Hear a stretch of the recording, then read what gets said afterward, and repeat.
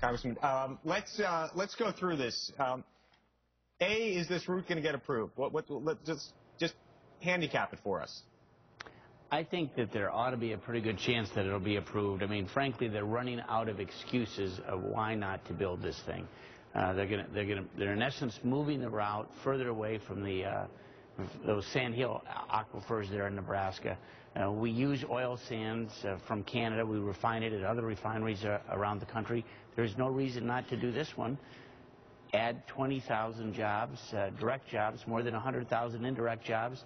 We're a country that consumes about 18 million barrels a day for transportation. We only produce 7 or 8 million. This is going to go to China if we don't build it here. The Keystone Pipeline has become an icon almost in a way for the controversy about jobs and politics and the role of government. I'm curious if we've overblown all of this in terms of what this ultimately means. Well, I mean, folks understand what supply and demand is. This is the Canadians. They're going to be producing about 4 million barrels a day from that region up in Alberta.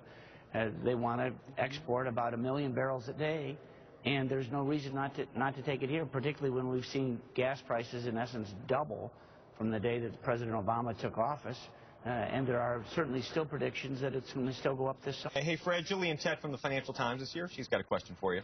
Yeah, my question really is to what degree do you think the China factor is actually playing into this debate? Because something caught my eye the other day with a story we ran showing that China is becoming increasingly creative in terms of how it gets access to oil supplies from places like Iran. It's even paying Iranian companies in RMB these days to get around sanctions and stuff. Do you think concern about oil being redirected to China is going to really force the government's hand? Well, here's the statistic that you need to remember. In the U.S., there are about 800 vehicles per 1,000 U.S. residents or citizens. China today is about 65, 70 vehicles per 1,000. India is about 35. So as their economy begins to improve, and you look at where auto sales are projected to go, they're talking about in a few years, auto sales in China are going to be about 200 million a year. In this country, a good year is about 12 or 13 million vehicles a year. So that thirst for China and India is certainly going to be there for oil, and they're looking for long-term contracts for oil, just like they did down with Brazil. You know, the early part of the Obama administration, we the U.S., provided about $3 billion to develop some of their offshore oil. All of that oil, as I understand it now, is going to China. It's not coming here. So the Chinese are very good, very adept at trying to lock up these long-term contracts, just like they're trying to do in Canada. If we say no, it's going to China. We're going to get none of it back. I think the other question I have is, isn't the issue, I think the issue has been framed about the jobs created directly from the pipeline. But what about the issue of energy independence and the ability to have lower energy to actually more broadly improve the economy and help and competitive landscape of manufacturing back in the United States by having lower energy costs? I think the focus of just on this 20,000 jobs actually undercuts the importance of this project. Well, this is why this project, frankly, ought to be a no-brainer. I mean, not only does it create jobs, direct and indirect jobs, it also reduces our reliance on oil. It's a national security issue. It reduces our reliance on countries that aren't quite so friendly to us, whether it be Venezuela or certainly countries in the Middle East. Canada's our best friend. They want to export this oil to us. They don't necessarily want to send it to China, but at some point they're going to say, gosh, the U.S. has been studying this for 3 years now. It's a privately built pipeline, $7 billion project.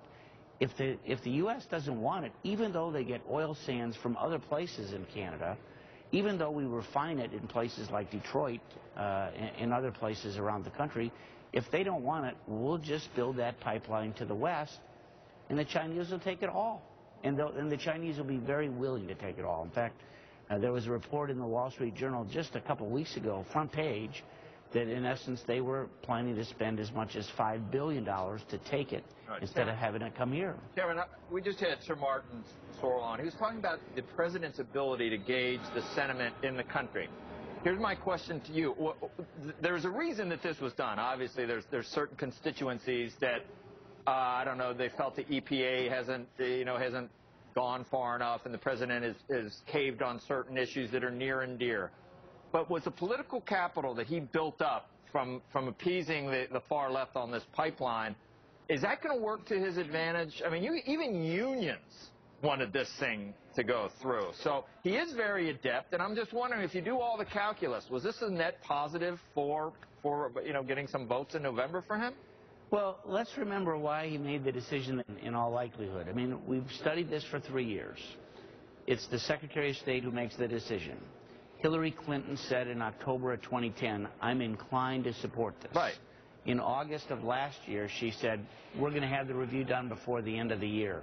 Then we had a huge protest out at Lafayette Park in the fall, September, early October. A core constituency and an important one to be energized in November. That's right, for the president. And in essence, the message was, Mr. President, if you approve this pipeline, we're going to be sitting on our hands in an election. And within a couple of days, the president, in essence, said, we're going to punt until after the election. So the Canadians were very upset about that, that's for sure. But then, to compound the problems with our relationship with the Canadians, we passed this as separate legislation last summer. It passed 2-1 through our committee and again on the House floor. It was included in a couple different vehicles. It's now in the transportation bill. It was in the House passed bill. There was an amendment to add it in the Senate, and in essence, the Senate has 58 votes for this Keystone project, but it needed 60. And so this is now a point of contention, a point of disagreement between the House and the Senate. We'll see where those negotiations take us, as the Highway Conference started just yesterday. Chairman, but clearly there's bipartisan support for it. Thank you. We got to leave it there. We appreciate you coming on this morning. Keep an eye on that Ravel character, Fred. He doesn't know what you're talking about. I don't know if you know him, but just he knows. He knows your niece. He does. Let's leave it. He knows your niece, married. So just Thank you. Thank you, Fred. All right, let's get it.